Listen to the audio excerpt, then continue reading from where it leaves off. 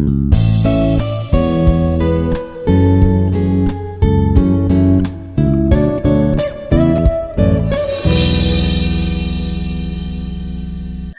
and welcome to this class on leveling in the subject Engineering Surveying ACED 02. I am Dr. Praveena Rao, Assistant Professor in the Department of Civil Engineering at the Institute of Aeronautical Engineering. This is lecture number 10 for the subject Engineering Surveying BT 23. Subject code is ACED 02. The course objectives are: the students will try to learn the fundamentals of surveying for measuring field parameters using traditional and modern instruments involved in civil construction, designing of curves and path alignment at suitable locations by implementing the principles of geometry and trigonometry, applications of remote sensing in civil construction alteration works, detecting land use and land cover, creating base maps for visual reference. The course outcomes: at the end of the course, the students should be able to, firstly, summarize the importance of accurate and thorough note-taking during fieldwork for survey record purposes. CO2, explain the principles and procedures involved in setting out different types of curves for various engineering applications. CO3, utilize appropriate digital surveying instruments to acquire, process and analyze field data for various surveying applications. CO4, apply the principles of electronic distance measurement using a total station for conducting accurate surveys and minimize local errors in various field applications. CO5, explain the principles and interrelationships of terrestrial photogrammetry, flight planning and stereoscopy for creation of 3D geographical maps. The last course outcome 6 is to analyze remote sensing data acquisition on platforms and sensors using satellite images in providing base maps for geographical reference in real time. The syllabus includes the 5 modules: Introduction to Surveying, Theodolite Survey and Curves, Advanced Surveying, Photogrammetric Surveying and Remote Sensing. In this class, we are going to discuss about leveling and the different types of level. In the previous lecture, we have discussed about leveling, the different types of level lines, and in this class, we are going to discuss about the different types of levels. So, the first type of level is a dumpy level. The telescope of the dumpy level is rigidly fixed to its supports. It cannot be removed from its supports, nor can it be rotated about its longitudinal axis. The instrument is stable and retain its permanent adjustment for a long time. This instrument is the most commonly used instrument for leveling, that is a dumpy level, which has a telescope rigidly fixed to its supports. The next type is the Y level. The telescope is held in 2 Y supports. Therefore, it is known as a Y level. It can be removed from the supports, reversed from one end of the telescope to the other end. The Y support consists of 2 curved clips which may be raised. The telescope can be rotated about its longitudinal axis. So, that is the Y level, and it is known as Y because the telescope is held in the 2 Y level supports. The third type is the Crookes reversible level. This is a combination of the dumpy level and the Y level. It is supported by 2 rigid sockets. The telescope can be rotated about its longitudinal axis, withdrawn from the socket and replaced from one end of the telescope to the other end. The next type is the Cushing's level, and the telescope cannot be removed from the sockets and rotated about its longitudinal axis. The eyepiece and the object glass are removable and can be interchanged from one end of the telescope to the other end. So, these are the 4 types of levels. The next type is modern tilting level. The telescope can be tilted slightly about its horizontal axis with a tilting screw. In this instrument, the line of collimation is made horizontal for each observation by means of a tilting screw. The next type is the automatic level. This is also known as the self-aligning level or auto level. This instrument is leveled automatically within a certain tilt range by means of a compensating device which is known as the tilt compensator. So this is also known as self-aligning level. This is a description of a dumpy level, which includes the different parts of the instrument. We have a longitudinal bubble, a cross bubble for vertical alignment, shade, object glass, circular compass, tribrac, foot screw, leveling head, it's known as the trivet, tripod stand, focusing screw, eyepiece, and a diaphragm. So these are the different parts of a dumpy level. So let's discuss about the different parts of a dumpy level. Firstly, it's a tripod stand. The tripod stand consists of 3 legs which may be solid or framed. The legs are made of light and hard wood. The lower end of the legs are fitted with steel shoes. The lower end of the legs are fitted with steel shoes. Leveling head. The leveling head consists of 2 parallel triangular plates having 3 grooves to support the foot screws. So the leveling head consists of 2 parallel triangular plates having 3 grooves to support the foot screw. What are the foot screws? The 3 foot screws are provided between the trivet and the triback. By turning the foot screws, the triback can be raised or lowered to bring the bubble to the center of its run. So 3 foot screws are provided, which are provided between the trivet and the triback, and it is used for turning the foot screws. The triback can be raised or lowered to bring the bubble to the center of its run. Point number 4, telescope. The telescope consists of 2 metal tubes, one moving with the other.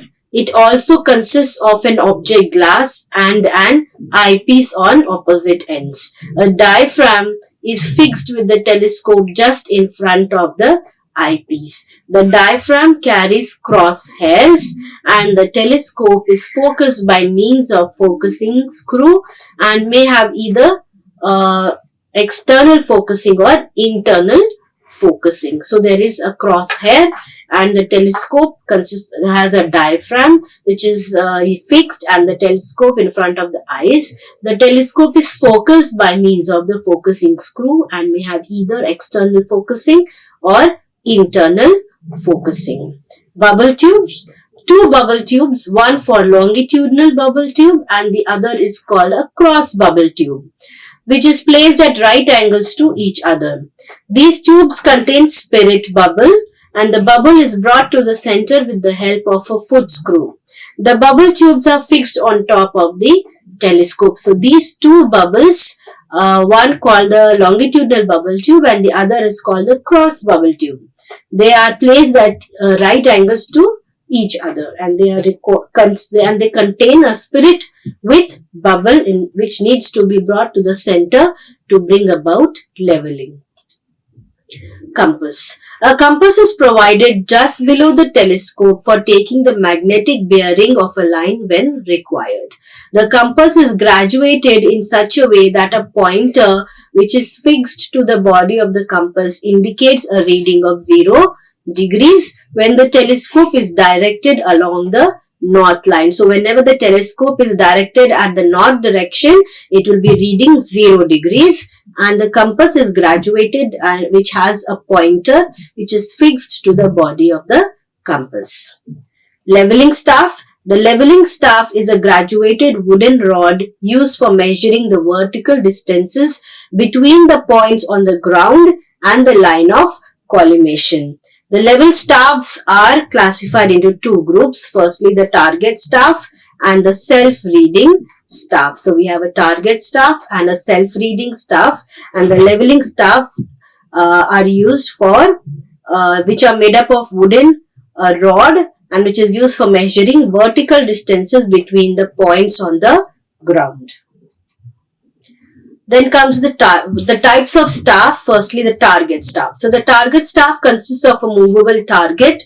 The target is provided with a vernier which is adjusted by the staff man according to the directions from the level man, so the target coincides with the collimation hair. After this, the reading is taken by either the staff man or the level man. The staff is used for long sightings. So these target staffs are used for long sightings.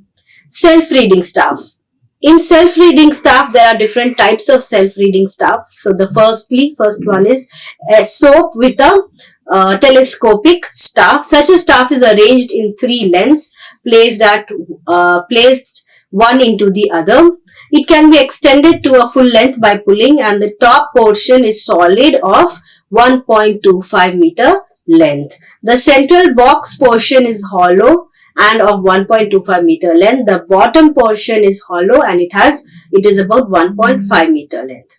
The total length of the staff is 4 meters and the top portions are held in the vertical positions by a brass spring catcher. Part B, that's the next type, folding metric staff. This staff is made of well-seasoned timber and is of 75 mm width, 18 mm thickness and 4 meter length. It is divided into 2 parts of 2 meter length having a locking arrangement. It can be folded or detached when required. It is graduated like the telescopic staff.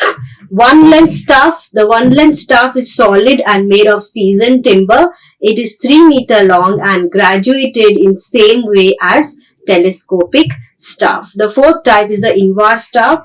The IARE staff is 3 meters long and it is made up of an IARE band which is fitted to a wooden staff. The band is graduated in millimeters and used for precise leveling work. So these are the 4 types of self-reading staff. So the next part is a diaphragm. The diaphragm is a brass ring fitted inside the telescope just in front of the eyepiece. It can be adjusted by 4 screws. The ring carries the crosshairs which gets magnified when viewed through the eyepiece. The crosshair may be marked in the following ways. The width spider webs stretched across the ring by very fine scratch marks made in the glass fitted with the ring, or by means of a platinum wires or silk threads stretched across the ring. The crosshair consists of the following lines: 2 vertical hairs meant for maintaining the verticality of the staff, middle horizontal hair presenting the line of collimation, and the upper stadia hair or lower stadia hair, both horizontal and short in length. The stadia hairs are meant for determining the horizontal distance between the position of level and that of the staff. So these are the different lines within the crosshair. Temporary adjustment of the level. So the next point of discussion here is a temporary adjustment. Adjustment made at every setup of the level before the staff readings are taken are known as temporary adjustment. So before taking any readings, we require to adjust the dumpy level, and these adjustments are known as temporary adjustments. These are of the following types. There are different steps in temporary adjustment. Firstly, selection of a suitable position. So a suitable position is selected for setting the level. From this position, it should be possible to take the greatest number of observations without any difficulty. The ground should be fairly level and firm. Secondly, fixing the level with a tripod stand. So the tripod stand is placed at the required position with its legs well apart and pressed firmly into the ground. The level is fixed on top of the tripod stand according to the fixing arrangement provided for that particular level. It should be remembered that the level is not to be set up at any station or point along the alignment. So the level is fixed on top of the tripod stand. Third point, approximate leveling of the legs of the tripod stand. So now we have to approximately level the legs of the tripod stand with the help of foot screws. The foot screws are brought to the center of their run. 2 legs of the tripod stand are firmly fixed to the ground. Then the third leg is moved to left or right, in or out until the bubble is approximately at the center of its run. So the bubble needs to be at the center position in order to bring the tripod stand at a leveled position. Fourth point, perfect leveling by foot screws. So as the longitudinal bubble is on the top of the telescope, the latter is placed parallel to a pair of foot screws and the bubble is brought to the center by turning the screws equally, either both inwards or outwards. Then the telescope is turned at 90 degrees and brought over the third foot screw. The bubble is brought to the center by turning the foot screw clockwise or anti-clockwise. The telescope is again brought to its original position and the bubble is brought to the center. This process is repeated several times until the bubble remains in the central position in first as well as the second position. Point number 5, focusing the eyepiece. A piece of the white paper is held in front of the object glass and the eyepiece is moved in or out by turning it clockwise or anti-clockwise until the crosshairs can be seen clearly.